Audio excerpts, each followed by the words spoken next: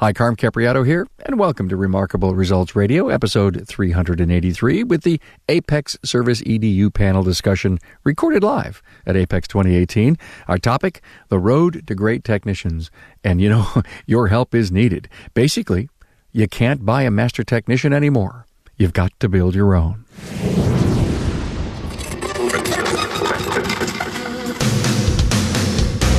Welcome, aftermarketers, to Remarkable Results Radio.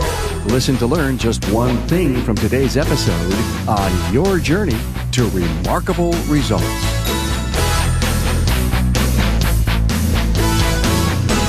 Hey, always great to have you along for the best aftermarket long-form audio interviews found anywhere and putting the aftermarket in context, as we do best. Carm Capriato here, and I have the honor to moderate this panel at AAPEX 2018 and to include NASTF's Executive Officer, Donnie Cipher, also a partner in Cipher Automotive in Wheat Ridge, Colorado. Also with us is Jill Saunders, Curriculum Developer, Toyota Motor Sales North America, and a member of the Road to Great Technicians Project, along with Chris Chesney, Senior Director of Training, CarQuest Technical Institute, and Kyle Holt, President of SP2. Hey everyone, thanks to Federal Mogul's Garage Gurus for supporting Remarkable Results Radio. If you can't make it to a hands-on training session, well, Garage Gurus Online provides you with 24/7 access. Yes, 24/7 access to the high-quality training you need to succeed. Online, on-site, and on demand. Find out more at fmgaragegurus.com. Hey, find the episode's talking points, and there are a lot of them, at remarkableresults.biz/E383. Also find my panel's bios and links to their previous episodes. The recording was not as pristine as you have come to expect, but please don't let that stop you from being in the room at AAPEX 2018. Listen to the discussion that is fundamentally valuable as we get ready to deal with the tsunami of seeding our industry with our future techs that will have the competencies necessary to perform mechanical and diag work, and also the need to develop career paths for every level of technician. We need apprentice and mentoring programs that will become standard in our industry, all moving in the same direction so that we can groom and grow our technicians' careers so we can have the competence to work on the tech and safety issues of our future vehicles. Now, we do not need our government involved in directing competencies. We've got to do it ourselves. This discussion is one you'll need to hear time and time again. You will need to be involved and help move this initiative forward. Don't wait to get involved. Now, our first step is to become a member of NASTF. It is free. Go to nastf.org. Look in the show notes. We'll have a link. In this opening monologue, I can't do justice to this discussion except to say to listen, look at the show notes, and start to make this effort part of your strategic plans in your business. We must find a single song sheet to sing in a unified voice. The seed has been planted. Be ready to get involved. Now let's dig into a very enlightening and vibrant discussion that includes comments and questions from our audience. Enjoy.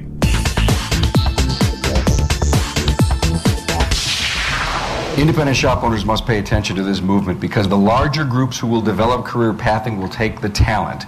You need to play in this sandbox. Donnie, that I think maybe you or Chris is one of your favorite lines. You got to be able to play in the sandbox of career growthing. So I'm opening it up to the panel. Let's start this discussion, this conversation. Okay. Well, I guess the first thing that comes to mind for me is that whole idea of folks that really go out and develop the curriculum, the career path, the whole plan for a technician. Those are the folks that we're going to find that parents and the influencers who help people make decisions about what they're going to do for a career, that's who they're going to gravitate to. And the issue we've got where we don't have the greatest perception by those people, that isn't going to get any better unless we're out there participating. And we've got a lot to bring to the table as independent repair facilities, as well as we've got some issues, and Jill can speak to that, but we've got some issues with dealers having the same problem with this churn, that, churn isn't healthy. Somebody here has got numbers, I can't remember, about what it costs when you lose somebody. I think the industry is starting to put some numbers together, and at an earlier conference this year we talked about that in depth, and when you consider the cost of losing somebody that you didn't expect to lose, for sure. Yeah. And in most cases, shop owners don't have the pipeline full with replacement talent, so that when that person leaves, they've got somebody to just plug in and go, that understands your culture, that understands your process, that can use every tool you have in the service bays that understands how you operate and communicate to your customers.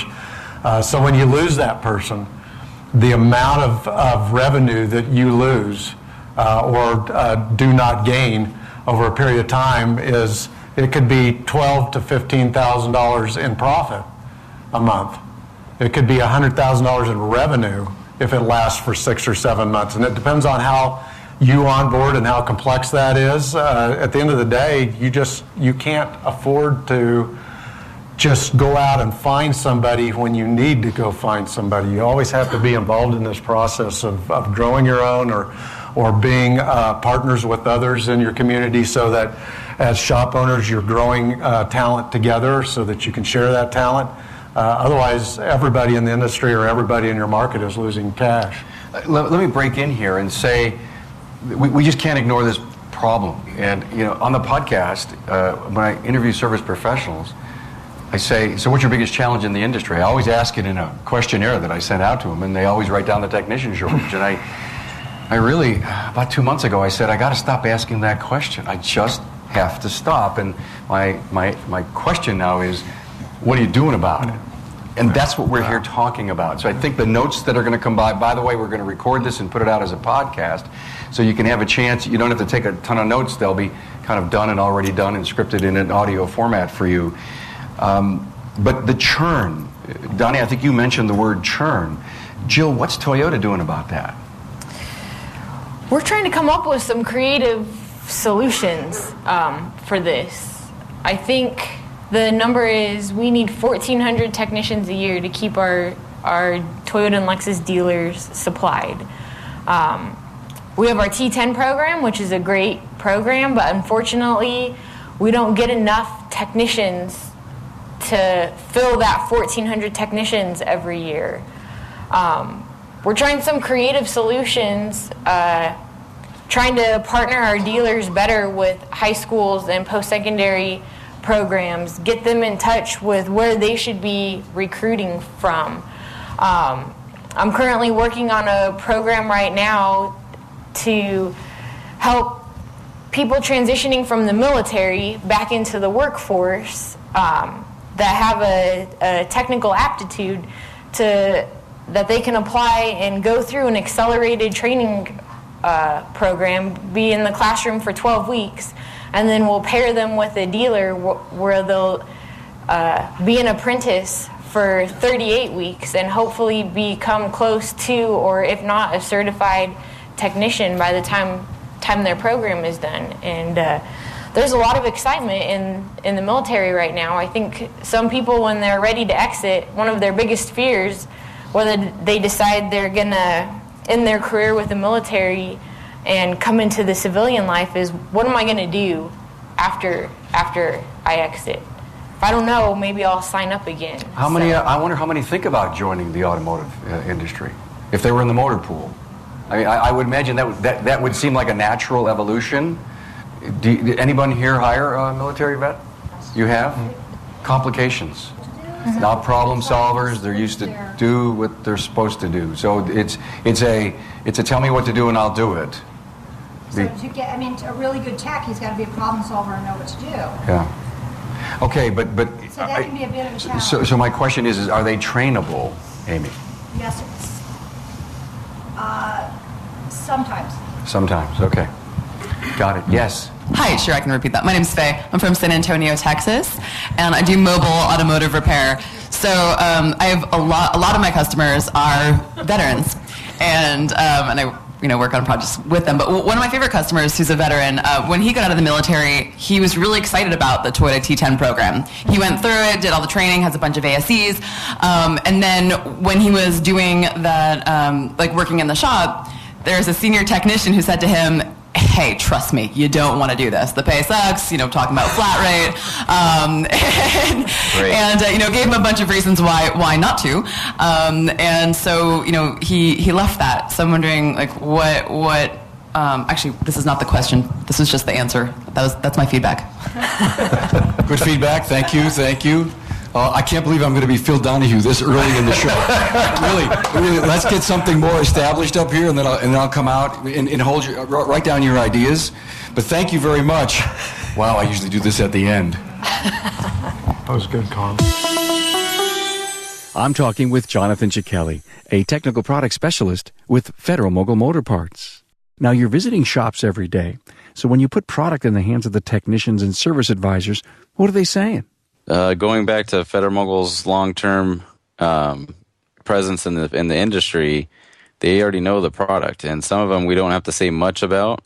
It's the newer product, the latest innovations that we come out with that just blow people away. So, Jonathan, you take that brand new OEX pad and you put it into the hands of a technician. What happens? They look at it and are kind of speechless for a couple seconds, and they just can't deny that it's an awesome-looking product, and they can't deny that it's going to work fantastic on their vehicles. Now, another phenomenal product line that is just one of the most iconic brands in the entire industry is Moog. Now, there's a lot going on with Moog. The newest thing with Moog is going to be, I think, the most important thing to the shops is a newer design ball joint that we created, and that was off of technicians' responses to a boot design. That's that compression-loaded ball joint with the pre-installed integral dust boot? Absolutely. And as soon as I pull that out of a box and show a technician or a shop owner, they just were like, this is amazing. So, Jonathan, would you say that you're a champion for Federal Mogul Motor Parts and all the premium products? Absolutely. And a champion for all the training? I'm very big on training. I've always been in training since I've been in the professional field. So just to come back and support on the other end has just been an awesome experience. Federal Mogul Motor Parts' Garage Gurus is your go-to source for the vehicle training, technology, and answers you need to keep your next job on track. On-site, online, or on demand, the Gurus are here to help keep your business and your career on the road to success. Visit fmgarageguru.com. Hey, Carm here, and I'm stopping for just a second to tell you the November 2018 password for our SWAG swag contest. It is learning. Just go to remarkableresults.biz/swag to enter. Good luck.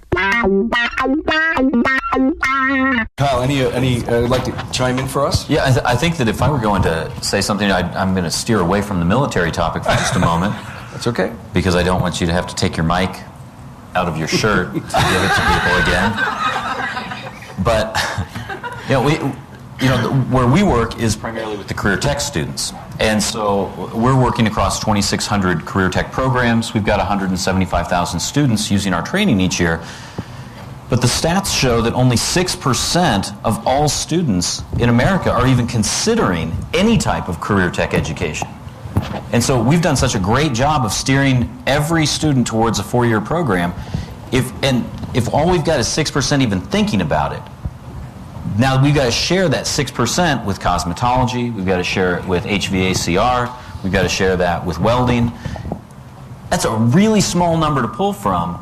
So yes, every shop needs to be thinking about how am I going to fill that pipeline. But we've also got to be filling the pipeline of students coming into the career tech education for the transportation industry. Thank you. It starts at the dinner table, and I think we have to put that in focus here as part of our discussion. It's great to hire vets, but we also have to seed this industry with the youth that want to come in the industry, whose parents want to tell them about it. So it goes back to image in this whole career pathing. I am not anywhere near as qualified to talk about this as this team because it is a huge passion for NASTF. The Road to Great Technician is a NASTF initiative, and they are working so hard to figure it out. And I know you've got some aggressive and strong plans for 2018 to really get, if you will, build the foundation of this and then but then to build the house on top of it. So this dialogue is important, and so we have to. You're all going to have to help us change the image of the industry, figure out how to pay bigger and better benefits. Because when we sit down with the technicians and we talk about career pathing, there needs to be something worthwhile to chase after. Mm-hmm. Right, Donnie? Yeah. So I have my middle child is very technical. He's in the STEM program at Wheat Ridge High School. He had all of the 3D animation stuff. This is not a gushing father, but it is. he had all of the 3D animation stuff they had to learn to be there done in the first 6 weeks he was in the program. It's supposed to take him all year. This kid wants to work on cars. And I said, if you want to work on cars, you need to start today. Because to be competent, even after 2 or 4 years in a program, you're going to have to be that smart. And that's why it's so important that this dialogue you're talking about starts happening with 5th and 6th graders, because they need to look at things differently. I've got Xander looking at math completely differently. He was originally not going to take Algebra 2 because he's killing geometry. He's all A's, right? And I said, well, you know, we ciphers fail in algebra for some reason. So I'll get you a tutor because I think you need to get through it. And so we're looking at that from a different point of view. STEM's teaching it from a different point of view. And so I think to get these kids online with us, it's got to be way over. Donnie, you recognizing his talent, he came to you about automotive because he's been around it, right?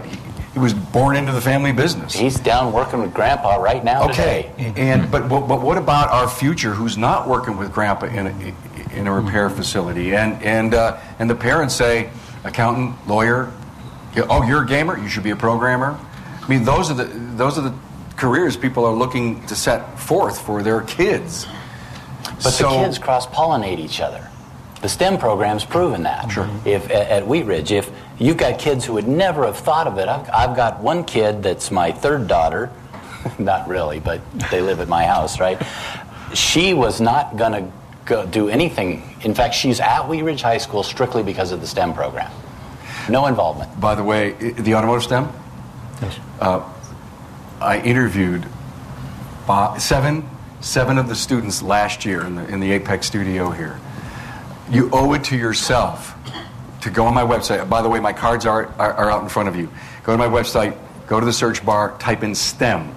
You owe yourself a listen. You will have goosebumps listening to this episode about these 7 young high schoolers and how passionate they are for their automotive STEM program. Donnie, I mean, it's an incredible program. But the idea is that then when the kids are talking to each other, you know, some kid talks to Xander about, well, what's your dad do? Yeah. It's way more powerful than me coming in and talking about it. And so then they say, well, can I come down to the shop and have a look around? You know, and then that's the day I've got all 69 Mustangs in. But, you know, it is what it is. They still like it. So I just think that we aren't taking advantage of all the opportunities to let the kids help us develop this, as well as influencing the parents. Well, one of your son's advantages is that he's already working on vehicles. And we've got a large number of students that are entering the career tech programs, for whether it's auto service, collision, diesel, and they've never worked on a vehicle before. We've got to also get them involved in working on vehicles in industry while they're still in school. And we can't just wait until they graduate and then go, oh, well, no worries.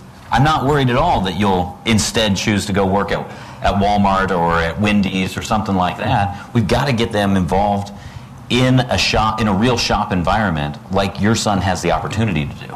Yeah, that assimilation is really important. They need to actually feel the real car. Yeah. You know, just looking at pictures of it and play. There's a video game, you know, that you can work on cars now, and my son is doing that, and I'm like, dude, come with me. That's not the real thing. Well, I think that also points to the issue we have with education and the need to remodel the way we educate, not just automotive students, but trades in general. And from the standpoint of moving away from an outcome-based education, which is really just delivering the content and praying they get it when they go home. At the end of the day, we're immersing these kids in technology that we've not kept up with as the aftermarket side of education from an entry-level perspective. We're expecting them to spend those same 2 years in vocational school and understand today's technology compared to what it took to understand your 69 Mustang that's sitting in the shop. And that's insanity. And so back then we could give them that content and that outcome-based education. We could give them that content, and we trusted that, okay, they'll go back and they'll know how to apply this. Righty-tighty, lefty-loosey, well, every kid did that.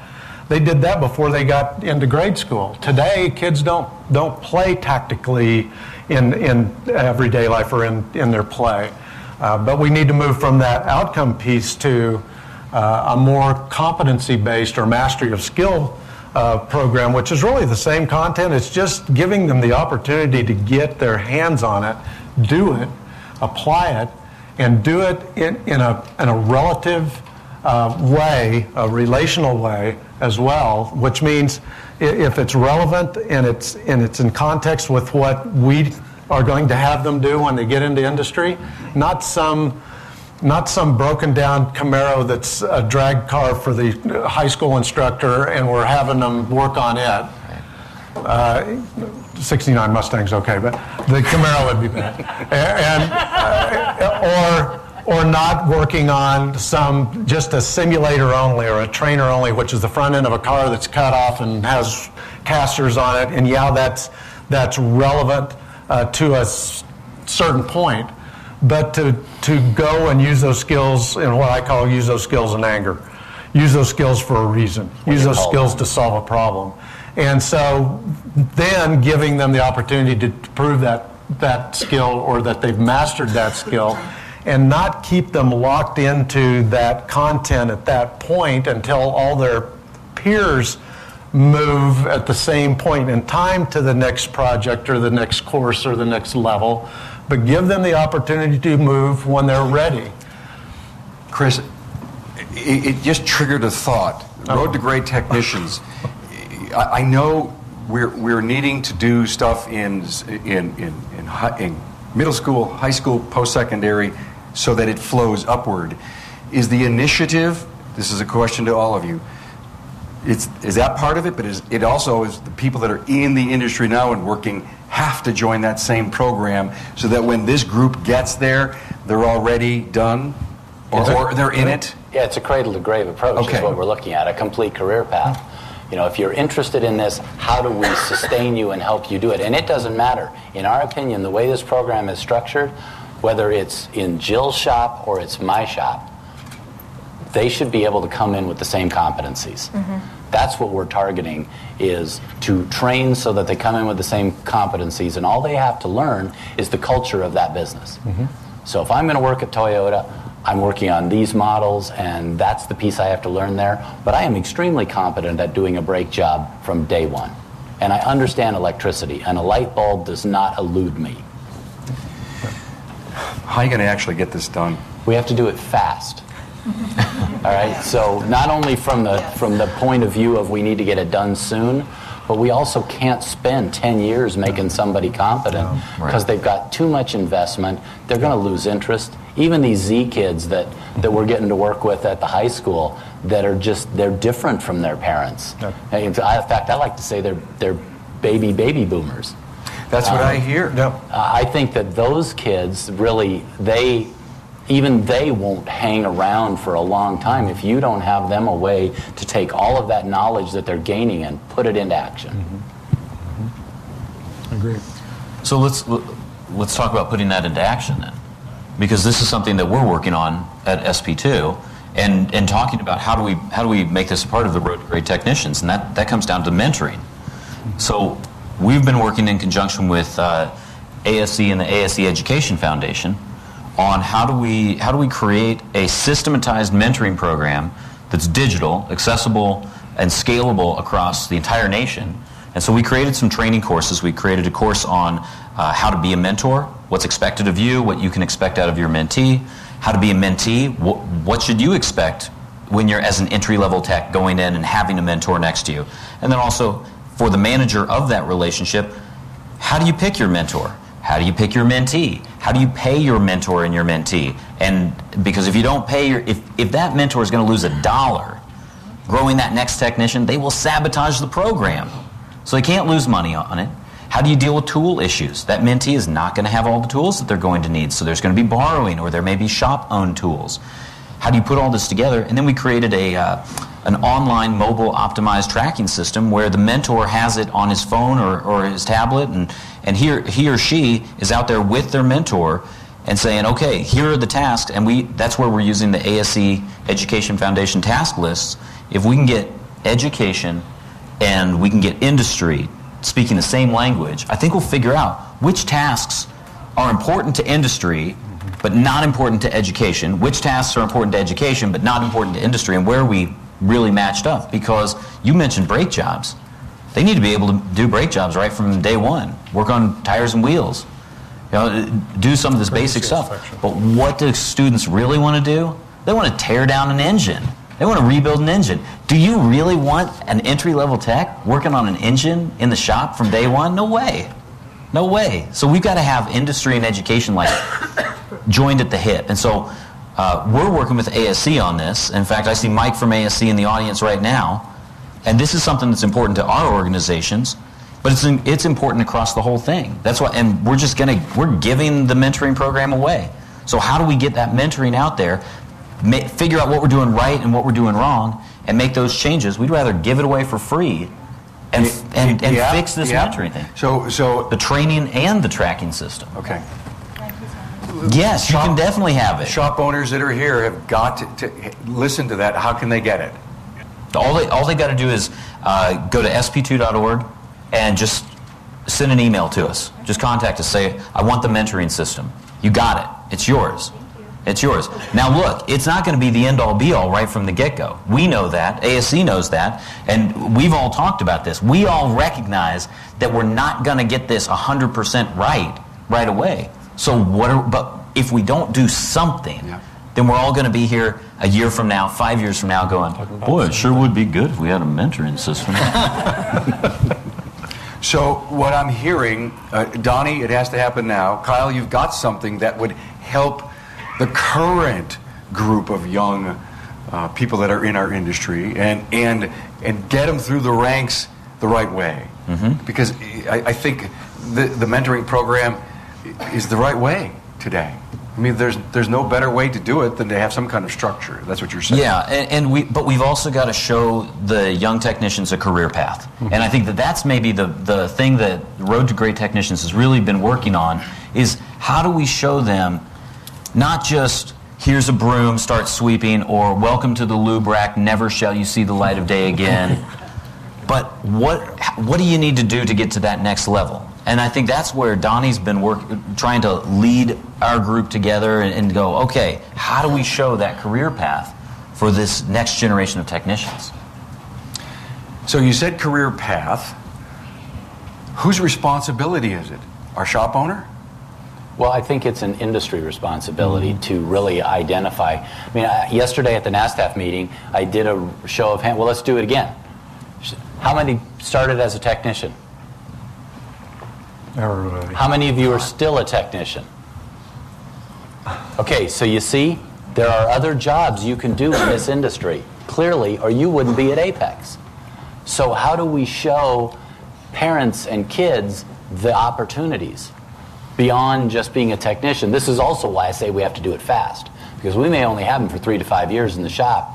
And then if we're really running a business where we care about what the individual does with their life, they should be moving on to something else. Exactly. Well, but they don't necessarily have to be moving on. There's nothing wrong with being a technician, and mom and dad at home need to know that too. Yeah. Mm-hmm.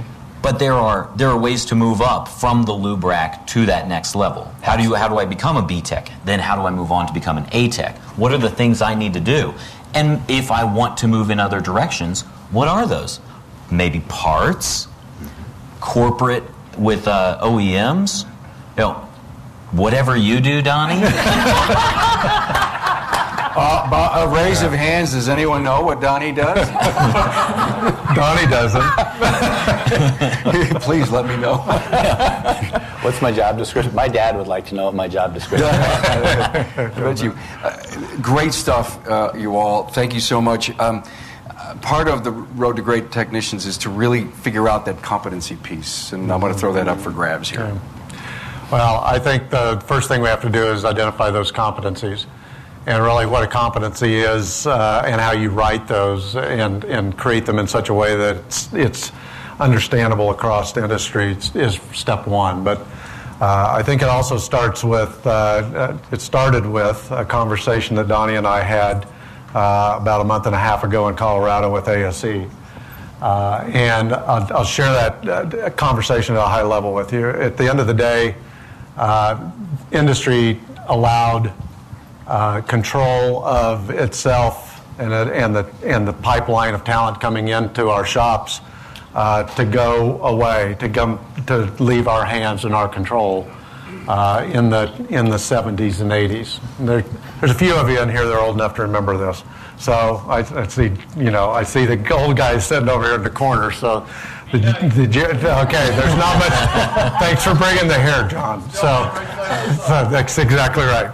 So at the end of the day, ASE was put together in the early 70s to keep government out of our business. But really at the foundation, it was standard. It was set there as a standard for our industry to gauge the knowledge base of a technician, and it was supposed to be supported by industry. And ASE and industry would support education as a result. And it worked great. And then in the late 70s, here comes technology. We started seeing fuel injection and computerized controls and those sorts of things. And ASE reaches out and says, hey, industry, help us with this. We need to understand this and prepare ourselves for this so that we can support education. And we're sitting there going, no, you're doing fine. You're sending us enough students. We aren't having a problem. We're fixing cars. Go away. You're fine. And so they turned to the only other partner that they had at the time. It was education. And education at that period of time, we're working on 69 Camaro drag cars in the high school shop as their hands-on component, as well as other older technologies, because they hadn't been given those new technologies. And so we never were able to bridge that gap of new technology to what we have the ability to teach today. And so between then and now, here we are. And so over that period of time, as technology is introduced by the supplier or the inventor of that technology, the creator, and is sold to the OEM as a great new technology to put on your vehicle, either because the federal government said we have to, because of safety or fuel economy or whatever, or because it's just cool and I know people will buy it. And it came with a set of instructions to be installed on the vehicle and to be implemented. And that's always done perfectly, right, Mark? It's, Toyota does a great job of implementing technology, but there's others out there that don't do such a good job. And then they train their people on how that system works, and then those trainers train the dealer technicians on how that works so that the Toyota technicians and Chrysler technicians and Ford technicians can be service ready. Somewhere in there, the aftermarket gets that information and delivers that information to everyone in the room. So there's that point in time when it's invented to the point in time where we learn how to work on it and service it. And that gap over the last 30 years, 40 years has been maintained to a certain extent.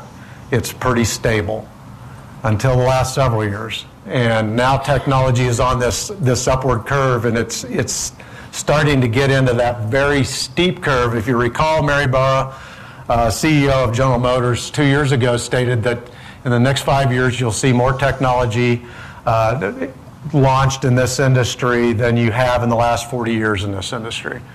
Well, that was 2 years ago.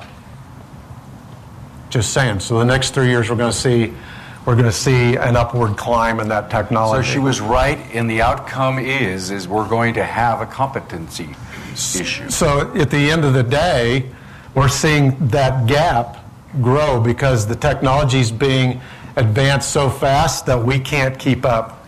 And so what that requires us to do is several things. One is we've got to get better at teaching our kids and training technicians and getting away from outcome-based education and learning how to diagnose a CAN bus on a Toyota and then go to a class and learn how to diagnose a CAN bus on a BMW. It's a CAN bus. It's a competency. It's like righty-tighty, lefty-loosey. If we get electrical diagnosis to the level of righty-tighty, lefty-loosey, then that's what a competency is. You can hand a wiring diagram to a technician. He doesn't care what the badge is on the fender of the car. It's a competency in that skill or that discipline to be able to apply that understanding to solving the problem in front of him. That's where we need to get. Now, that's just a switch we flip, right? No, that's not a switch we flip. Yeah. So that's. I mean, I think we're looking at an Everest issue, but I do believe the mountain will lower itself so that we can climb it if we get everyone on board, and we get the right programs working. ASE, NASTF, all the associations, all the organizations. Let's talk about the schools and get them to a new and better level of what they're teaching and training. Our instructors need to go to a brand new level. Well, I think that to kind of circle or close the circle on where I started is that the conversation we had with ASE is it's time for industry to take back its rightful place in supporting education in ASE. And that's what Donnie and I challenged ASE with, that we were there as members of industry and we were there to take back that role. By the way, can I get an amen on that? So how do we do that? Well, the task lists at ASE and NATEF are being rewritten, or ASE Education Foundation are being reconsidered and vetted on a regular basis. And instead of those seats being filled with educators, and I saw Dwayne in here somewhere. Dwayne Myers, did he walk out of the room? He must have, did he? Okay, so Dwayne Myers and I were at the last review. Dwayne Myers and I were the only two industry people in the room. The rest of the room was full of educators. And they're in a protective state because they have skin in the game at this point. So we can't just throw them out with the bathwater. We've got to be able to overhaul this in a way that allows them to flourish, but at the same time give them the tools they need to teach those competency-based skills. And we need to support that from the industry. Team, I want to throw something at you. Think about this. What happens if we don't do this? Well, it's very simple. People won't be able to drive cars. Yeah. They'll have to buy new ones when they break. Neither will the dealers. Yeah. They've got the same issue. If you don't have people competent, and just so that this doesn't sound heavy-handed, because we haven't gone here yet, NASTF is not out to tell everybody what to do. No. NASTF is out to connect everybody. Mm-hmm. Right. Bill and I were talking at the beginning here about an initiative that's going on within AASA, and there's another initiative going on across this country somewhere else, and Bill hears about the one and says, well, why are they doing that? We're doing that. I can't tell you how many times we've heard that. Yeah. So our next move, as far as an organizational move, is we've got apprentice programs and mentorship programs all over the country. We're going to have those guys get together and talk about the programs and figure out what they do great, what they could do better, how can they share this stuff.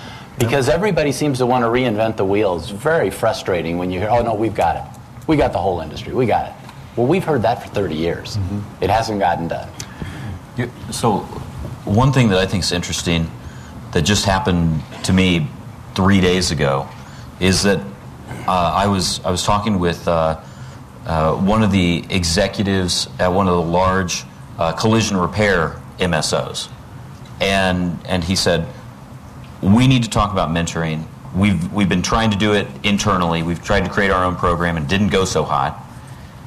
So want to talk about the mentoring program that you've got. I want you to come down, meet with myself, and meet with the executive at my competitor, and we're all going to go in the room together and we're going to work on how to solve this problem. Oh, and by the way, the other two Big Four MSOs, they're on board. They just can't make it to the meeting, but we're going to get this thing started, and we're all going to work together to create, to try to systematize this so we can grow our own techs across the entire collision repair industry. They recognize that they are very, very competitive with each other in terms of getting cars in the door and trying to hold on and grow market share. But when it comes to people, it's now at the point where collision repair is saying, forget it. We're not going to compete against each other in trying to create our own programs. We've got to all work together. Now, wouldn't it be great if as an entire the entire automotive service industry came together and did that?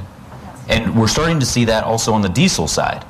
Frankly, and Carm, you and I have had this conversation, diesel, they are ready to take all of the automotive service students and collision repair students that they can get and bring them right on over to diesel. And they're paying better, And typically you don't have to buy tools, or you don't have to buy many tools. And they have got a primo offering for that next generation of technicians. They're happy to bring them on over. Starting to see collision repair move that way. Starting to see a lot of the service shops and the dealers look at, okay, it just doesn't matter if you were just auto service. If you were a collision student, come on, we'll show you how to service a vehicle. But diesel, they're already pushing this thing forward. So we better get our act together in terms of growing our own techs and working together as an industry segment, because the other industry segments are already beginning to align and trying to create the same thing. Jill, Toyota mentoring, a lot going on there? There's a little bit going on there. I'm actually working on building a mentoring class. We're trying to build a new, speaking of career paths, build a new level of technician, so to speak, in our dealer, called the Service Quality Specialist. Wait a minute. Take notes, everyone. You're recording this. They don't have to take notes, right? Little Toyota corporate espionage. I love this. And the idea is that right now the highest level of technician in our dealers is a Toyota master technician. We'd like to see our dealers take a Toyota master technician and make them a salaried position where they can focus on mentoring or coaching technicians underneath of them, right? Very cool. I think mentoring new technicians and coaching our certified and our expert technicians, and also that position will also focus on helping technicians with the quality of the work they're doing, so everything gets fixed right the first time. You know, I'm so happy to hear that. I'm on an advisory board of our community college, and when we look at stats last year, and we as they followed through on the grads from each and every year, they've come up with a 40% churn out of the dealership after 2 years. And I had this great opportunity a few weeks back. I was in Cary, North Carolina at ASTE, and I did a bunch of interviews there. In fact, Chris was on a panel with me. And I was the luckiest guy in the world. I had 3 technicians in the room, and one of them was from a Dodge dealership. And I've always wanted to interview a technician from a dealership. And I asked them 2 really important questions. Why don't technicians want to come to work in the aftermarket? And you know the answer to that, because the work is much too hard. And the other thing I said, so why is this churn? And it was really, and you just nailed it, by the way. This is why I'm saying it, Jill. When the young person comes in the door and they got to learn flat rate, and then they get these certain jobs, and you know what? Anyone who's been a technician broke things, didn't know how to do the job right to start with, and if they didn't have any guidance and any support, any mentoring, anyone to walk their hand down the road for a few years, they were going to make mistakes. They got bullied. And so when I hear the story that you want to make that a salaried position, then that person doesn't have to worry about their income level. They're engaged. Part of the job is to bring these young guys through. We got to stop having them be at the trough of post-secondary, taking all the top grads who end up going to diesel and everywhere else after 2 years because they get disenfranchised with automotive repair or wind energy. Or they go to aviation or marine or any. There are a lot of industry segments that would love to have our students. They'd love to have our entry-level cast-offs that we forced out of the industry. So part of the road to great technicians has got to be the re-engineering of the mentality of the shop owner. I mean, they've got to be so on board, Donnie. Well, and so I think what we tried to do to approach that was, we developed an entry-level technician. This is what this individual looks like when they finish school, and it's radically different from the perception that many shop owners have. But as I like to say, there's nothing like a crisis to pull everybody together. So when Chris and I socialized this. The team asked us after you would not believe what we went through to develop this. I had 7 of the smartest technicians you've ever seen. You know every single one of their names working on this thing, and the damn guys couldn't send me back something that didn't look like a master technician. Couldn't do it. And so I got frustrated with them, and I was supposed to meet with Jill the next day, and I knew she was going to kill me because we didn't have it together yet, and we promised this for months. So I sat down at the shop with all of my repair orders, and I said, what do we do every day? Do I expect an entry-level tech to be able to do that? That goes on my list. And I built this list, and I sent it off to everybody and said, what do you think? And they came back and said, oh, you missed charging and starting. Okay, good. Now, what do we think? So then Chris and I took it out and socialized it with a bunch of progressive thinking shop owners who understand the issues and said, what do you think? My favorite comment we got back was, if you can build that kid, I'll adopt him. and guess what? No engine repair. Yeah. No transmission overhaul. No differential overhaul. We asked them for the garden variety straight ahead stuff that's the majority, because if we don't get that now, we're in trouble, because the new stuff that's coming that needs to be serviced depends on your knowledge of those systems. Even an oil change isn't an oil change anymore. We haven't used the words tsunami yet, but it's a good one. It does lend itself to that wave that's coming. Let's go to one of the IATN comments. Let me tell you what the question was that we posed on IATN. Do you envision that a competency exam, both verbal and practical, is the future to show skills to a standard as we grow the next group of technicians to be able to deal with every form of mechanical and technology changes they will see? Well, there's a lot of words there, but a pretty powerful question, yes? And I want to read you a portion of one of the answers, and then I want to open up to any comments. Here's a reply from Jacksonville, Florida. I would like to see some type of exam to measure the abilities of those entering the automotive field, not only for those who are entering, but also for those of us who have been in this field for years. We all need to be challenged to stay at our peak. We will never learn it all, but we all can continue to learn. We need a standard that can help measure the abilities and the progression of techs as they work in this field. I move down. The question is not stating that a test will be able to tell if each tech can handle every challenge they face, but as we grow our next group of techs, some sort of standard will help shop owners determine what level of training is needed per tech. No need to waste time and money on advanced training on a tech who will never be more than a B-. Offer the best training for those that show potential to advance. Not all techs are created equal, but in most shops there are positions for every level. Testing may just help us determine who's who. That's some pretty smart reply to this. There's a lot of smart people in our industry. We just haven't figured out how to connect them all to each other yet. Yeah. I agree. I think, at the end of the day, we have to establish some standards that include testing, which we have today. That's ASE, right? Have Scott come up from Diagnostic Network and share his ideas, because he's influencing the education team at NASTF with respect to this. And he brought, because Scott's a pilot, he brought the FAA standards to us with respect to certification as an A&P mechanic or as a private pilot. And those essentially require a written examination after completing the training required for a certain discipline or a certain area of the aircraft.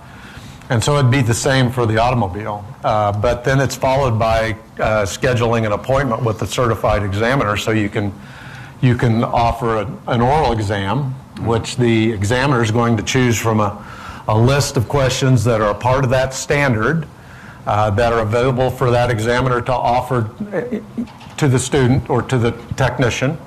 And they can choose from 2 or 3 of those, whatever that standard is. They can have choice of which ones they ask. And there's a rubric or a checklist of the elements of the answer that must be met during that oral exam. And in my opinion, if we get the oral exam right, we probably solve 90% of our problems.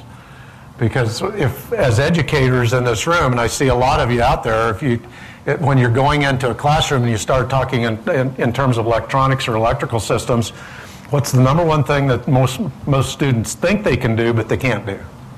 They can't do a voltage drop test. Have them try to describe it to you.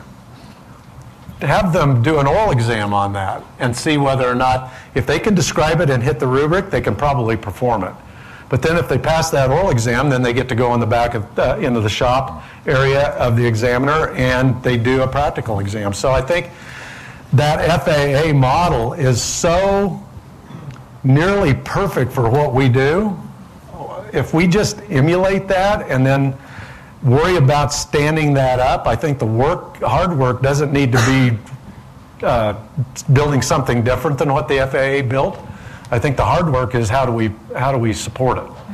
And I think that can be supported through the vocational education system. I think that can be a godsend to vocational education, because we could stand up a financial model that would pay the examiner, and the profit stays at the school level, so that we support the vocational schools in that way, and then allow ASC to proctor that and manage that certification, so that when you walk out of there with a certification, a new certification, right, that has much more value, because that technician has proven their mastery of a skill, and that is sellable and marketable to a consumer by a shop owner in a different way than it has ever been, which means you can raise your prices and you can pay your technician a livable wage based on the skills that they've just proven that they have.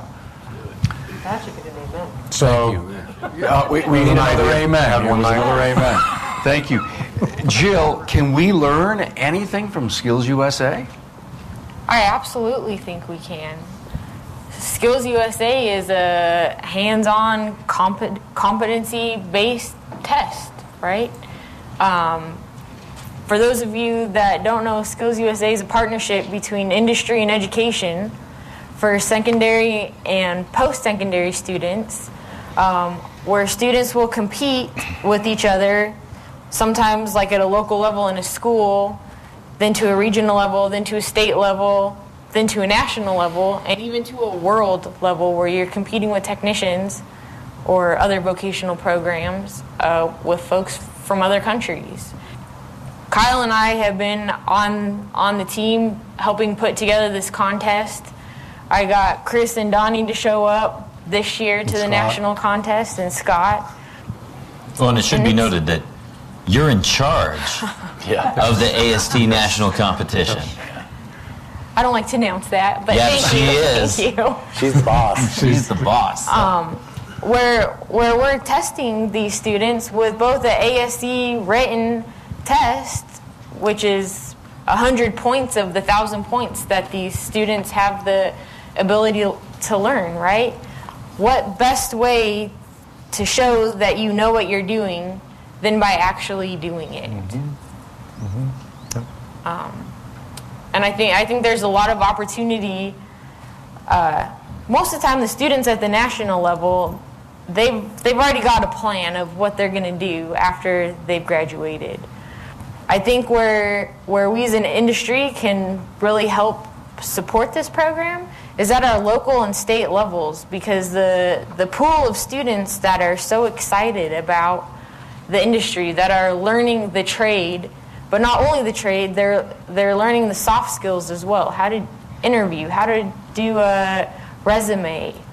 I think there's a lot of potential there, and a lot of great candidates that want to learn, that we can pull from. Thanks for all you're doing for Skills, by the way. Yeah, one thing to add on to what Jill's saying about what we see at Skills USA, there was a student last year who, in talking to one of the judges, said, "Nobody ever told me I was good at anything until I got into my automotive program. My instructor was the first person who ever told me I was good at anything. I achieved my first certificate of any kind while I was in that program. And where I thought I was basically on a dead-end path, now look at me. I'm here competing against the best of the best in our nation." You know, we've got to remember that not everybody coming into our industry comes in with all the support from home that they need. They don't come in, some of them, like this young man, was coming in literally having never had any support before his instructor got a hold of him. We've got to recognize that those instructors out there are vitally important to the future of our industry. They're going to shape those young men and young women who are coming into our industry and try to push them towards us. We've got to be there to lift up the school, lift up the instructors, help support them, find the financial resources, the equipment, the in-kind donations that we can make. How do we prepare, how can we expect our students to be ready to work on 2018, 2019, 2020 vehicle models when we're giving them a 1983 Saab to work on? That was my first car. I totaled it.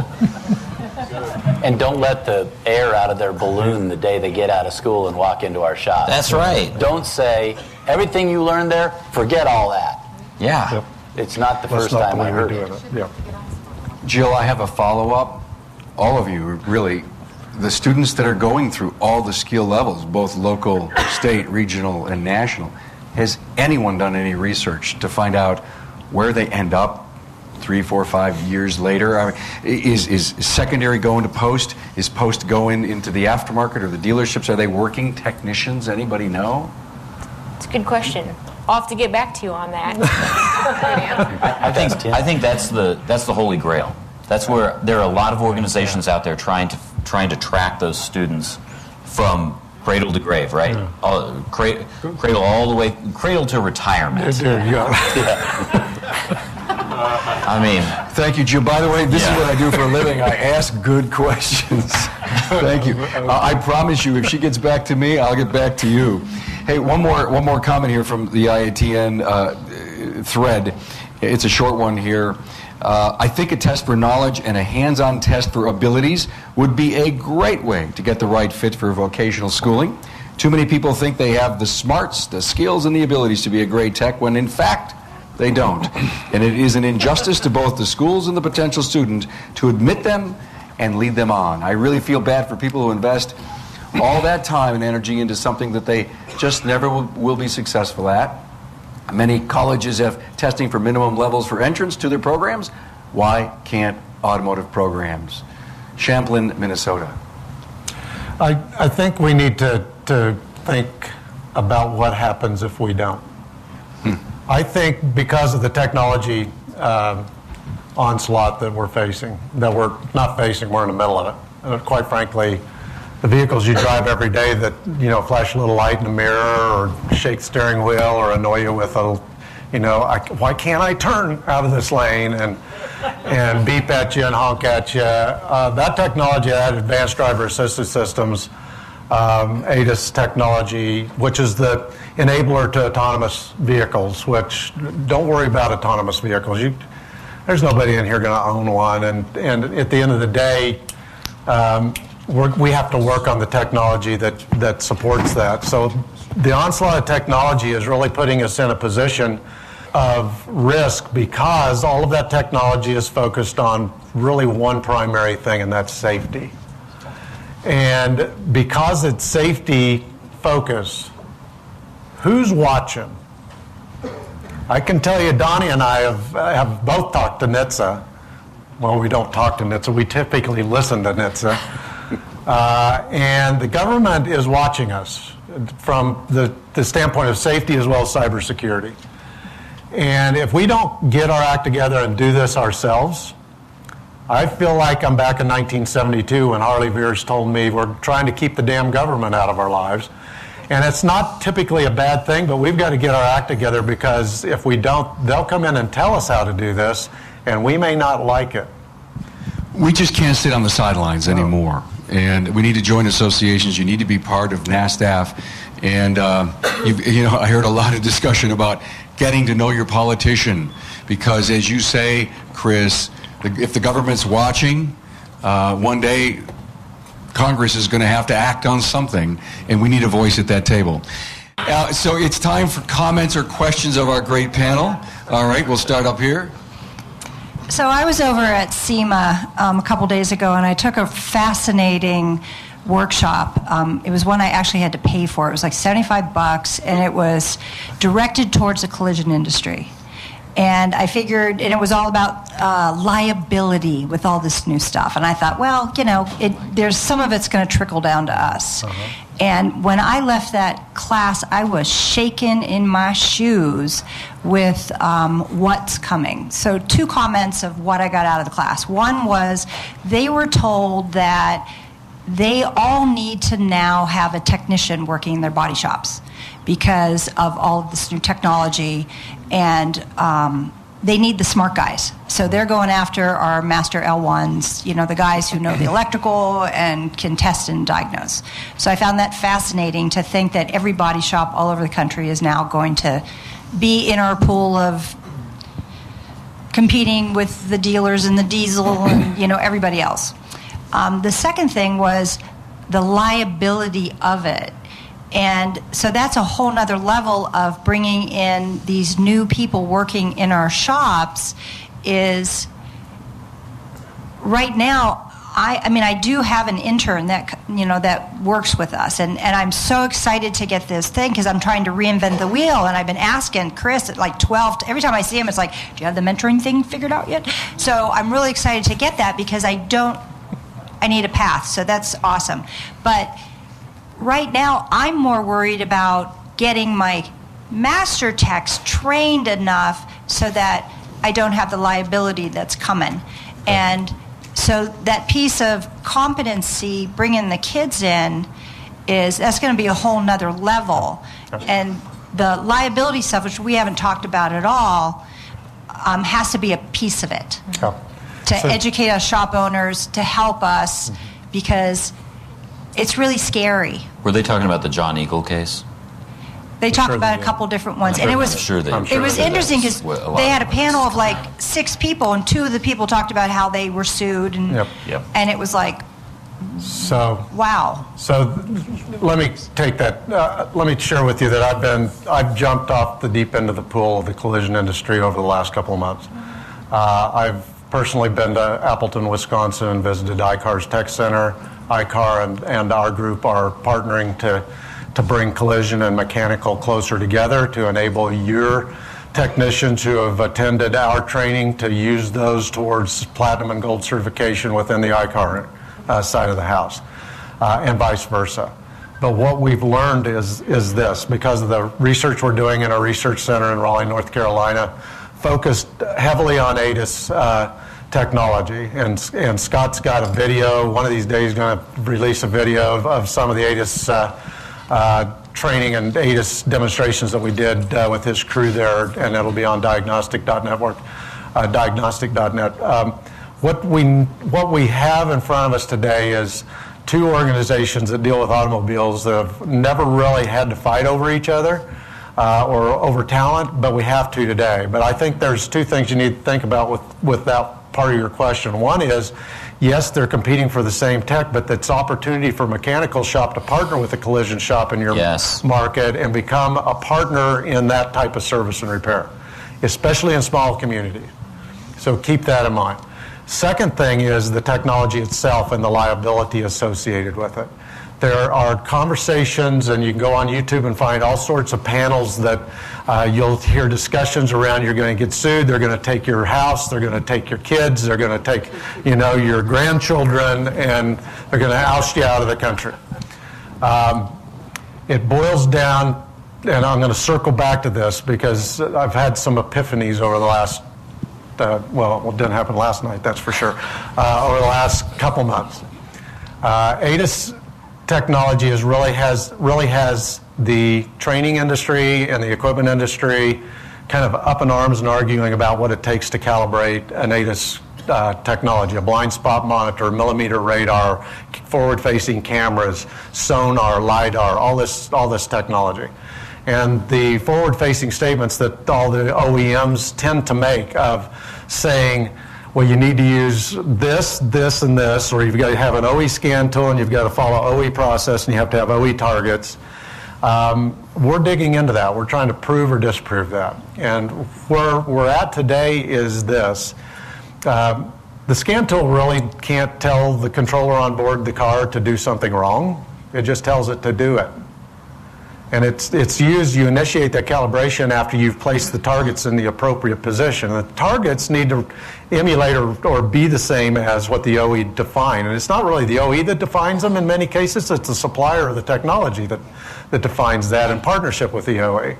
So as long as I'm using a target that's appropriate, the next step is follow process, OE procedure only, to place that target in the right spot. So that when I get it placed in the right spot, I can then use my scan tool to tell the controller on board, okay, I did my part, you do yours. So really what we've learned in this whole process is the number one thing that you need to have in place to be able to calibrate ADAS technology or work in that space is the ability to read and the willingness to read. Follow the directions. And the discipline to read it all. And the conviction to follow the directions that you just read. And so if we do that, we won't be in trouble liability-wise because we followed the process and the procedure. And so my favorite question of a technician today is this: do you do wheel alignments? Yeah? Do you read service information when you do wheel alignments? I've been aligning cars for 30 years. I don't need to read service information. Yeah, you do. Do you do brake jobs? Do you do an oil change? You need to read service information. So the core skill that my team has now received instruction from me to build in every course is a technical reading section to make sure that they can read at the 13th or 14th grade level or get to that point. And Mark and I have had discussions years ago about that. I mean, it's the reading skills that we have to apply to the vehicles, and you know, that's really where I'm kind of at this point with my thoughts. Anyone else? Yeah, real quick. I've got a lot of experience working with the collision repair industry. I grew up in the collision repair industry. They're very worried about liability right now because of the issue of who's responsible on the repair. Is it the shop or is it the insurance company? In service, we don't have to worry about the insurance company being involved. So really, it's just going to be the shop. But it does come down to you have to follow the OE specifications. You have to read and follow the directions, and too many people aren't. But when it comes to the people issue, yes, the collision repair industry does need auto service skills, and some of the large shops are hiring automotive service techs. Some of them are partnering with third parties who, come in once a week or twice a week, or they'll even put somebody, a contractor, in that shop. And then others, and this is where the real opportunity comes in for the auto shops, are doing what Chris said, and they're seeing this as an opportunity. Go partner with your local collision shops. Go say, look, we will be your third party. Talk to them about how fast do you need response time? Can we meet that? So there's definitely an opportunity to go out there and bring more business in by partnering with your collision repair shops. It's a target that a lot of shops haven't really focused on in the past, but it's here now, and it's here to stay. Great points. Thank you so much. Keep your hands up, and I will hope to get to every one of you. Last year, we only had 1 hour, and they gave us an hour and a half this year with a potential to go over. So we're so happy that AAPEX is making this kind of forum available to us. I want to say something important right now. I am thrilled and happy and honored to have all the ladies here in the room, and it's a testament to how our industry is just expanding. Partnerships, shop owners, business coaches, and our next question comes from one of our ladies. Thank you. Hi, everyone. I'm Erin Brennan. I just wanted to take something off of Jill's to-do list. So last week, I participated in the Skills USA Business Partner Summit. They have about 600 business partners, and 60 business partners gathered last week in Vegas. And we talked a bit about the fact that they've served over 20 million students, that they have 60,000 alumni in their database. And one of the things that they're looking to build is a portal called Skills USA Connect. And they're looking for funding for this portal, but basically it's getting after collecting that data from students, former Skills USA folks. What industry are you in now? What did you compete? Why are you interested in the industry? What has your career path been?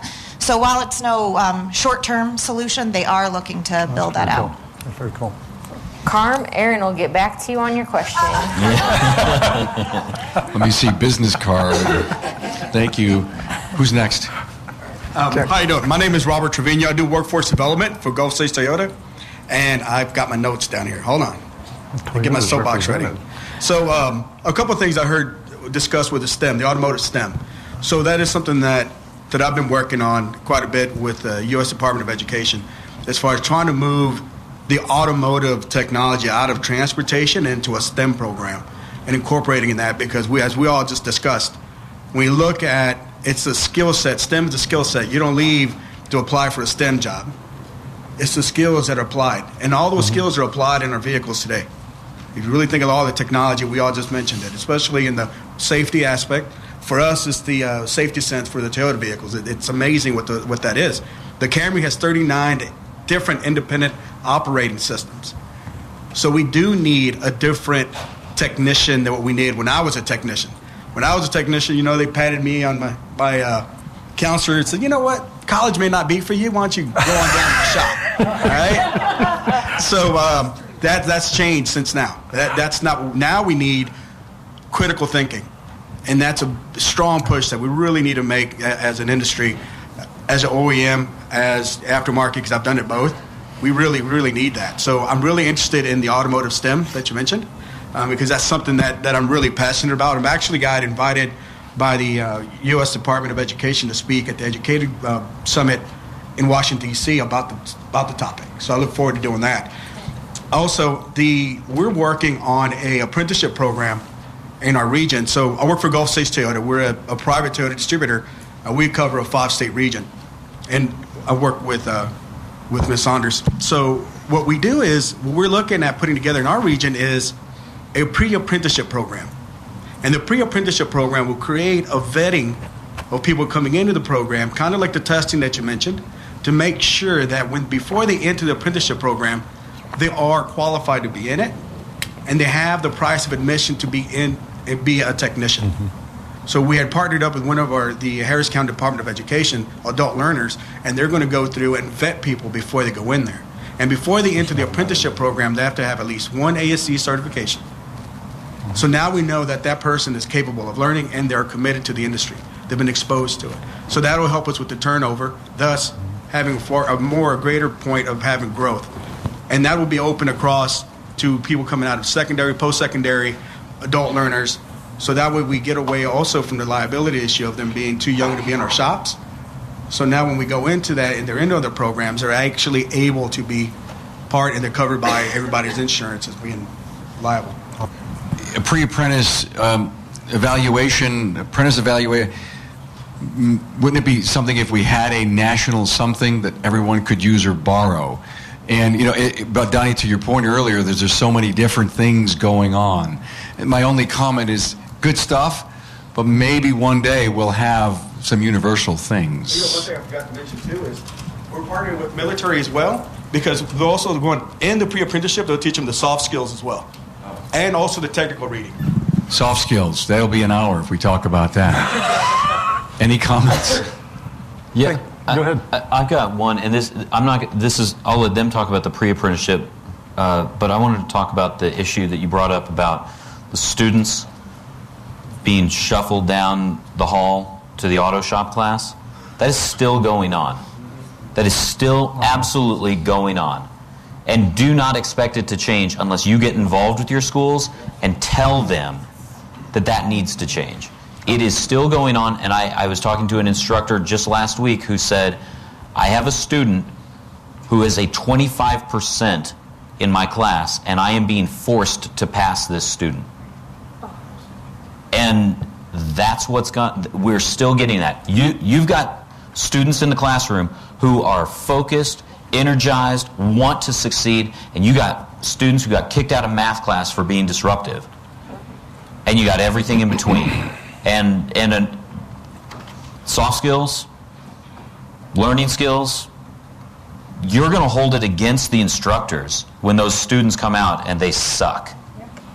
It's not their fault. They've got 2 years, maybe, to fix 16, 17, 18, 20 years of bad habits and stuff that they learn from their parents or their friends. It's still happening. Or didn't learn.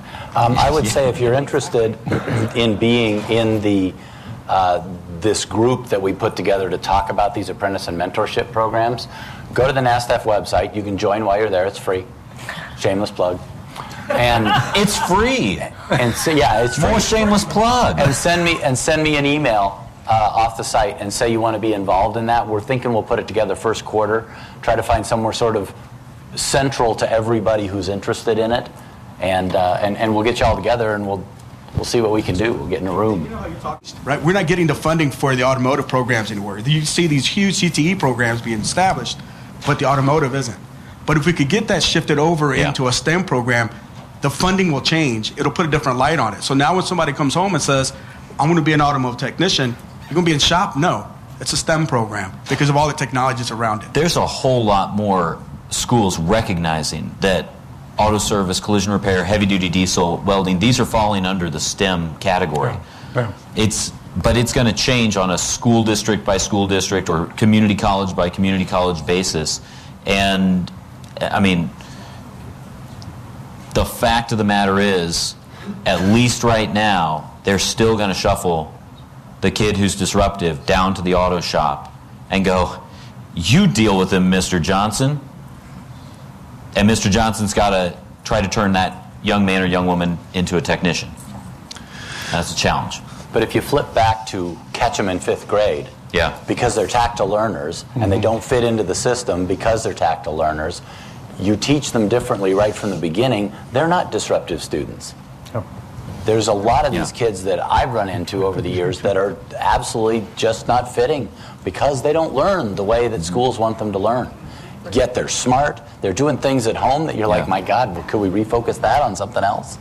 Well, and that kid that got kicked down the hallway, maybe that same kid who a couple years later at Skills USA says, nobody ever told me I was good at anything until I got into automotive.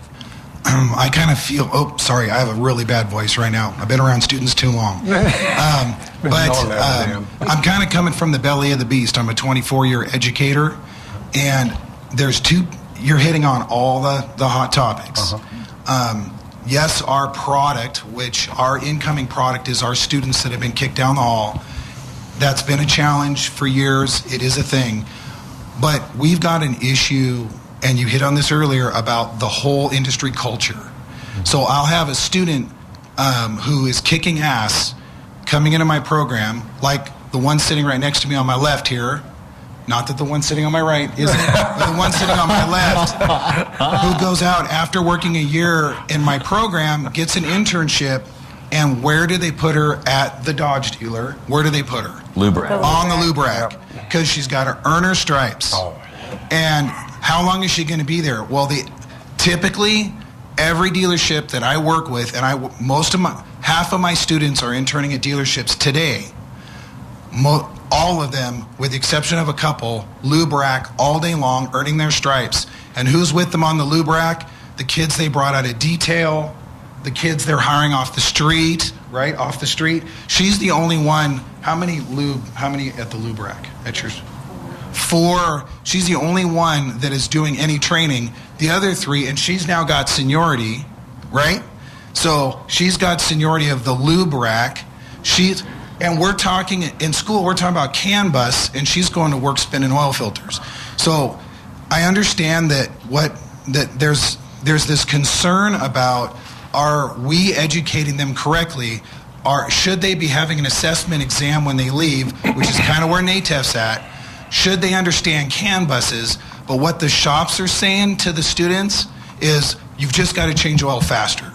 What we want from you is an oil filter spinner. That's what we want. So when I have all the dealers in our area in my advisory committee, they're constantly saying they just need to be really fast at spinning oil filters, and then once they have their degree, maybe we'll let them touch a used car, right? So when are you going to touch a CAN bus failure on a Toyota product? No offense, sorry. When are you going to touch a CAN bus problem on a Toyota product? Well, you got to be a master, right? And that's years down the road. So for right now, you're just going to spin oil filters and get good at that, and you're competing with the detailers and the car jockeys that they found can show up to work and pass a drug test. So you're on the lube rack along with them. So what is that saying when I have a student who has to quit a job that's not in our industry to take a pay cut to spin oil filters and get told that, number one, you've made a poor career choice because all the flat rate journeymen in the shop are saying, you're an idiot for choosing this. You need to go do something else. You're smarter than this, right? And number two, they have flat rate to look forward to. And maybe, I'm sorry, I'm getting a little hot. Anyway, but a student that I had here last year who spent his whole time on the lube rack at the Subaru dealer, what he's doing today right now, airbag recalls. He's going to be doing airbag recalls for a year before he earns his stripes to move up into the shop and do something, maybe like calibrating an eyesight camera. That's 2 years out of my classroom. Meanwhile, they're expecting him to tool up with the Snap-on box, make this huge investment for minimal amount of money over minimum wage. Something isn't making sense. This is an industry culture issue. And this whole automotive career pathways scenario, which is what this is titled, this is a massive problem. So we, the industry, are driving away the quality. So I can get the quality in my classroom, and then they get pushed out by industry who's saying that we're not doing enough to provide quality products to the shops. This is a crazy circle, and us educators are caught in the middle of it. Because we're trying to do what NASTF says, and then the dealer's like, we just want them to change oil fast. But those soft skills, you got to do something about their cell phone usage. You've got to do something about their nonstop texting. You've got to do something about them showing up late to work. Or are we supposed to be teaching them how a CAN bus works? Or how to put air in a tire? Yeah. Or how to change out an oil filter that doesn't look like an oil filter? Or how to do a steering angle reset? Or again, are we supposed to be teaching them how to put their cell phones down when maybe their cell phone is where they're getting their data from? We educators are in this impossible cycle right now. Let me answer that, Dan, because number one, I feel your pain, and I will say this: educators like you and your peers are the hardest working, most underappreciated, lowest paid people in this industry. Preach it.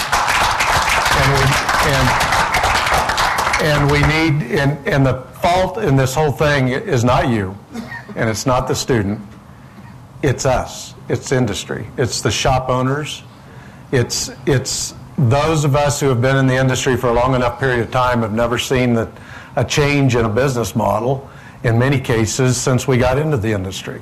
You mentioned flat rate. Flat rate was meant to pay for warranty repairs. It had nothing to do with running a business, and all the business models that have been promoted over the last 40 or 50 years were leveraging flat rate to enrich in the margin in the business. You mentioned tools. Tools should belong to the shop. If I was recently in a Firestone truck tire plant in Nashville, Tennessee, and I walked through this plant, and I was watching the operation of the plant, and I'm watching raw rubber being dumped into a machine, and out of that machine came a wide ribbon of that raw rubber. And it was kind of fascinating to watch. And I just sat and looked at it, and I always refer back to the shop. Imagine if that machine had to go get its own raw rubber. And imagine if that machine was broken and it had to go to the Snap-on truck out on the lot and buy its own tools and parts to fix itself. And imagine if that truck or that machine had nobody there to adjust it or anything of that nature. The point I'm making is you're trying to grow a production tool for the shop that has skill, that is sellable, that they can mark up and gain profit from. But that machine doesn't need to be serving itself, it needs to be served. Okay? So what I challenge shop owners in this room to do is look yourself in the mirror and modify your business model and learn or read about becoming a servant leader. If you can understand what servant leadership is, and in the automotive industry that's hypercritical, that you serve your production team in a way that allows them to do the job they were trained to do, and you pay them for that, and it's not flat rate, it's a fair wage, a livable wage. You can charge for that. So I think the biggest problem we have as an industry is our business model for shop owners, and Donnie will attest to this. He makes a good living, but he certainly doesn't run his shop like 99% of the shops in the country. So we all have to look ourselves in the mirror, adjust our business model so we can support education in a way that allows them to produce talent that we can put in our buildings and support or serve so that we can all serve the people that really make this industry go, and that's the motorists that brings their cars to us and trusts us with their lives. So I applaud you, Dan. The number one thing we got to do is help you guys, and that's what this thing is all about. Thanks, Chris. By the way, a huge high five to bring 2 students with you. Are there any more here? Just 2? 2 in the room. There's 11 here total. 11 students here. Wow. We'll do 2 more questions and then we'll button it up. I want to thank you and suggest you stop bringing people over to the dealerships because let me tell you a quick story. I stopped going to the meetings at my local high schools because they kept feeding the kids to the dealerships just to be chewed up and spit out. So you got some highly talented people that are getting chewed up and spit out because they're going in the wrong industry. The dealerships will do that. So talk to us independent guys. We want people like you, young lady. I live in Vegas. It's beautiful. 360 days of sunshine a year, by the way. Okay. So, all right. So we have Bosch is coming up with an apprentice program, and we have the American Skilled Labor Association, which is a Department of Labor approved apprenticeship program, and everybody else trying to reinvent the wheel. And I have struggled and failed with the mentorship program, and I have struggled and failed with the apprenticeship program internally in my own shop. How do we get it all together? Because I would love nothing more than to have a technician go through an apprentice program, be certified, be competent, and be required to do continuing education on an ongoing basis to maintain that competency, no different than my doctor or my realtor or my hygienist that does my teeth. How do we get it all together is my question, because quite frankly, I'm sick and tired of chasing everybody who's got a little piece of the pie. Yeah. So that's the thing, right? And from our point of view, we need to put them together in a room so that they can see how much they're already doing the same. And there may be an end-all, be-all panacea already out there. I doubt it. But there are some really good programs out there. We want to get them together and give them an opportunity. And I'm not saying NASTF's going to sit here and write the program, but I'll bet you if we put all those guys together, we will. Somebody will write this program. I have full confidence in our industry to solve any problem. We sat there and said, well, who's going to handle the whole issue? In fact, I think it was Kyle that said this in the first meeting he was at in Kansas City at Vision. He said, well, what's going to happen then with the whole thing of the practical instructor? And I said, well, you know what? Somebody in industry will come up with an answer to that. Bob Pattingale called me the next day. I hadn't even had any conversation with him. He's like, I got this idea. And it was exactly what we've been talking about.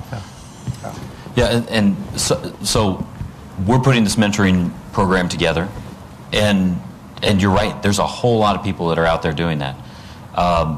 One of the things that we focused on is we're already talking with Bosch.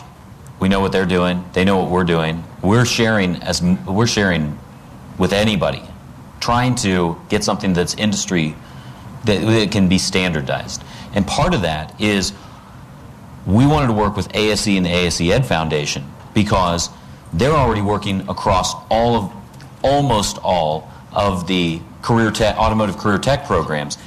If we don't have industry and education aligned, then somebody else from education is going to come along and come up with something else. To the exact issues that the instructor back there, and by the way, thank you for everything that you do. Thank you to all instructors for what you guys do. If we don't align industry and education, it's just going to be somebody else running out there and throwing something at the wall and seeing what sticks. That's why by working with the ASE Ed Foundation, we're teaming up across the entire education part of the industry as well as the industry partners. Will it be the end-all be-all? Not at first, but we've got to, if we don't start, we're going to end up right back where we are. I think I'd like to just do a shameless plug for just a second. Let me share with you. We have to do something, Frank, and that's the perfect answer. Do something. I think we do a lot of things. I think we've got to do more than one thing. And so my organization is committed to trying to model something for industry rather than wait for us to figure this out. Let's throw something against the wall and let's test it. And so over here to the right, I've got Anthony and Deborah Williams. Anthony and Deborah wave to the crowd. Anthony works for me as the liaison between Advanced Auto Parts and a new idea, a school that we're going to build in Colorado Springs. Deborah is our school leader, and they're both founders of this idea. I met Anthony a little over a year ago, quite by chance. It was a blind date thrown in a conference room, and shared his dream with me. And those of you that were at the NASTF meeting yesterday heard this brief story, but I'll condense it even more. Anthony shared his dream. I quickly recognized that he'd been in my head because we shared the same dream. It was part of my strategic plan that was still 4 years off in the distance, but I was so impressed by it. My senior VP that was with me was so impressed by it. I hired him the next week.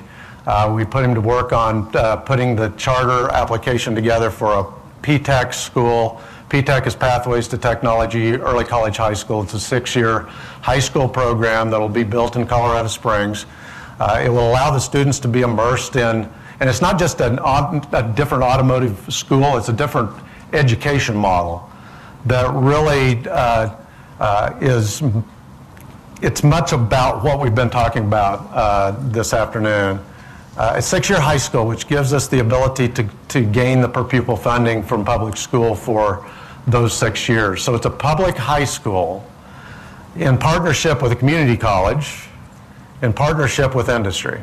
It's not in partnership with Advanced Auto Parts. It's going to be in partnership with everybody in this room that wants to participate in this. And so we're standing up a consortium to build the first building and open the school in the fall of 2020.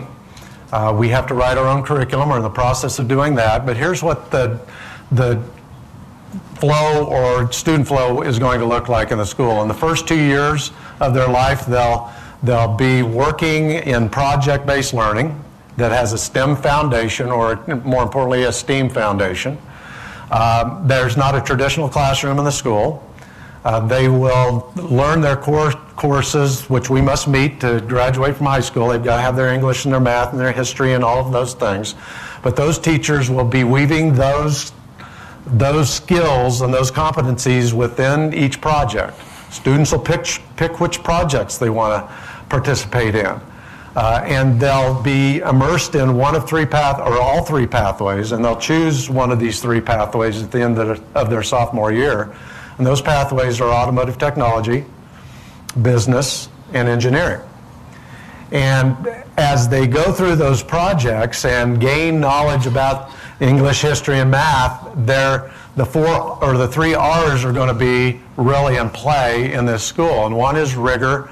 The rigorous nature of our curriculum is designed to instill competency outcomes and mastery of skill so that those students learn those basic skills that they can apply no matter where they end up in industry. Number 2 is relevance. It's going to be relevant to our industry.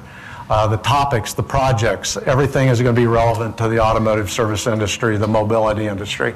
My analogy is we won't have to read Moby Dick, okay, unless you really want to read Moby Dick or War and Peace. So, and the third thing is relational. Rigorous, relevant, and relational, because young students today want to work together in partnership. And I wish I have a slide. We have a rendering for the school that has the entryway with great big giant steps that the kids go out and sit on and eat lunch at. And there's these big monitors up on the wall. And what our imagination leads us to think is those students are working on a project and they can say, you know, Kyle told us about this, but I'm not really getting this. And they'll text Kyle, my project team leader. We'll text Jill, our project leader, and say, Miss Saunders, we don't understand this. And she can say, where are you at? And in fact, she can probably see where you're at based on your geolocation on your phone. She'll say, look at monitor 4, I'll cast it on the screen in front of you. And you create those opportunities for these kids to get immersed. Chuck Sprague, is Chuck in the room? I saw him down the hall earlier. Chuck Sprague, the vocational or the STEM instructor at Wheat Ridge High School, convinced me that if we put kids in project-based models and let them work together, man, some amazing things can happen. So once they go through those first 2 years, they choose their pathway. They're immersed in that pathway for the next 2 years, and then they go to college classes in the 13th and 14th grade levels. The outcomes of this school presents a student that is immersed in the technology, that has mastery of skill, that has exposure through internship and mentorship to industry, that has a relation with shop owners, that has real ASC certifications with work experience, that has an associate's degree in the discipline that they chose, and has zero debt. So join us. Visit autoinstitute.org. Autoinstitute.org. There's our logo.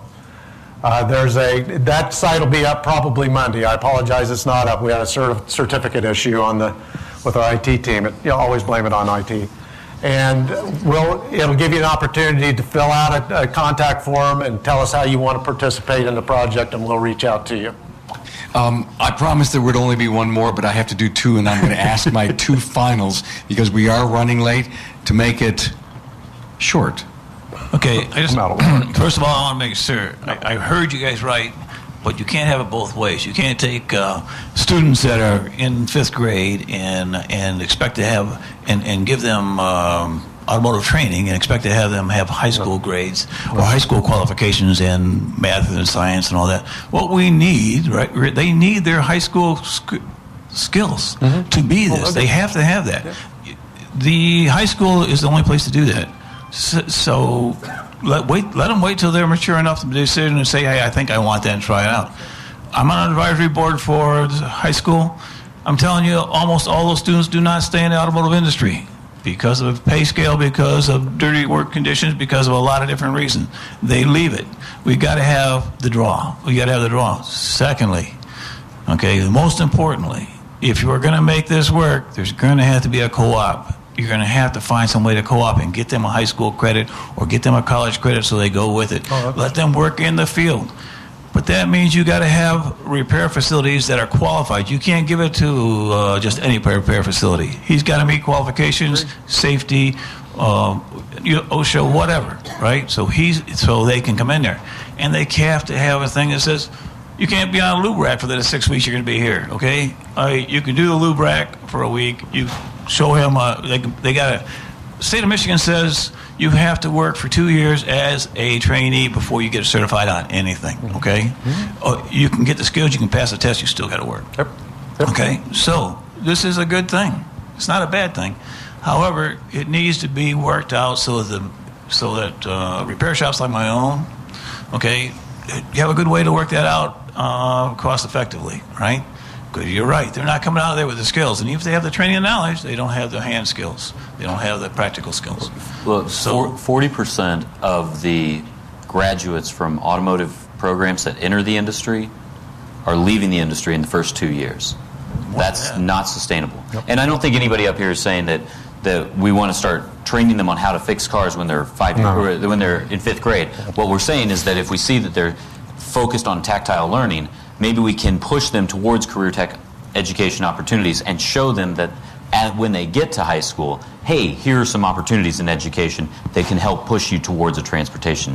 What I'm saying is that's an educational problem. That belongs to the education department, not necessarily for us. That's identifying that problem within themselves. Having students learn on their own pace has been a question. Industry still has to participate in saying that we we need more techs, and we've got to push them towards that career tech path. Yeah, the reason other countries are well ahead of us in this area is because they start looking at kids for what they're good at when they're young. Much younger than where we do. You can't decide when you're a junior or senior that you're going to enter a high-tech industry and expect to be doing that before you're 30 years old. Except that that's what the kids want to do. They want to jump out and do. And so what have they been doing? They've been playing video games, and how damn good at it are they? Right? They're really good at that. Why don't we find some other things they can do while they're in school so that they've got some of this? Because they don't have any hands-on anymore. They don't do anything with their hands. So when you find a kid that can do it, you grab them and you say, hey, kid, let's go play with this. One of the things Tech Force is talking about doing in their test market in Arizona is getting those 5th and 6th graders into a STEM kind of environment. We're actually building one in Wheat Ridge as well, where we're going to let those kids use their hands to do things. And when you see somebody who can just go like this, like, hey, kid, let's talk about this. You don't have to talk about automotive. You just have to talk about the lack of people that can do this. You're magic, not an idiot. You're good at something. That's right. Thank you all so much. Great. One more. Hi, so my name is Shari Pheasant. I own a master mechanic in Reno, Nevada. I'm also a speaker and a trainer. And in the industry, I've been here for about 14 years. And so there's things that you guys know that we can't do that I believe we can do, because I just don't know any better, to be clear. And there's been a lot of concern in the room today. I now know why I'm last speaking, because I'm the president for NAPA Business Development Group. It's a group of shops that gets together, and we tend to be all independent in this industry. And I think that's probably our crux, right, is that we're too independent. And I can attest to the fact that getting these guys to work together over the last 3 years was quite the job, but we have succeeded. And I want to let you know that I appreciate the apprentice program. NAPA is working with a gentleman who is out of Utah, has an apprentice program that's being approved by the Board of Labor, so that it will be accepted as curriculum in our class, or in our industry as well. So there's great things that are happening, you guys, all over the industry. And in our neighborhood, we partnered with our community college and gave them 3 second-year scholarships because they said technicians were not finishing school. They're getting a job after 1 year, and they're going in the shops and they don't know what they're doing, which is why they're leaving. Yeah. So we fulfilled that gap and said, you've got to stick for your second year and we'll pay the whole thing for you, all of it. So we put out 3 of those this last year. I went to the school and we did a class to help them fill out the scholarship form, because none of them are applying for the scholarships. So we had 18 students in that class. All of them got a scholarship for the first time ever. Awesome. And in March, in time for Auto Care Month, we are opening for 0 to 5 years an auto care center in the Discovery Museum for the kids. Typical exhibits like this cost about $200,000, but a group of shops in any community can open up their own kids center that's car care, and they take wheels off. They actually play with the cars. So then we are really stepping forward to get them to love the cars, that it's fun with the cars, and to have the parents respect it. Mm-hmm. And then also supporting the AAC, and then everything that we do. Our students from college are going to come and teach workshops there. So that's just our little story, but may it inspire you to go back to your communities and think, how can I step into the solution now? It might not be what somebody else is doing, but if it's what you're doing and you can get it to work, it will. Yep. And in closing, we have an apprentice who never worked on cars before. We brought him into our shop. We put him in a training program. He now has 3 SE certifications, and he bills 43 hours a week all day long in 1 year. In 1 year. And we have a triple master certified guy that's on his way to his 4th ASE master that is training him. So it can happen. Yep. Do not give up. We just need to get together, communicate more, and support each other, Amen. Please. Good job. That was very good. Thanks, Shari. Hey, I have a final comment on getting involved with advisory boards. In the post-secondary that I am on, there's only 2 independents. I think about 14 in the advisory in the committee. And what really hit me just recently is that the independents just need to get in gang force, even if they're not on the committee, and go in and see the department chair and sit down and say, hi, we exist, We're here. We're ready to work with you. Oh, by the way, do you need any equipment? Can I get my name up on the wall? You don't have to be on the advisory panel to be involved in post-secondary and fight for those candidates. Right? Amen. Amen. Okay. Yep. Hey, this went way beyond my expectations, and I can't tell you enough for all of you to be here. Thank you. And Kyle Holt, Chris Chesney, Jill Saunders, and Donnie Cipher. Thank you. Hey, thank you, Jill Saunders, Donnie Cipher, Chris Chesney, and Kyle Holt for your contribution to this AAPEX 2018 EDU panel. Thanks for your continued efforts to move the road to great technicians forward. Hey, find a bunch of brand new pics on the photos page on the remarkableresults.biz website. And we'll talk soon. Thanks for being on board to listen and learn from the premier automotive aftermarket podcast. Until next time.